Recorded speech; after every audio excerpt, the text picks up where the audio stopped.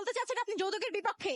হ্যাঁ, আসলে এই যে যারা যৌতুক দেয় এবং নেয় এটার আমি একদম বিপক্ষে। এবং তাছাড়া ধরেন যেই বাবা তার মেয়েকে যৌতুক দিয়ে বিয়ে দেয় এবং যেই ছেলে যৌতুক নিয়ে বিয়ে করে তাদের বিরুদ্ধে আমি আসলে কোনো কথাই বলতে চাই না। কিন্তু তবে ধরেন প্রতিটা বাবার কাছে কিন্তু তার মেয়ের একটা রাজকন্যা, মানে বাংলায় যেটার বলে পাপা কি পারি।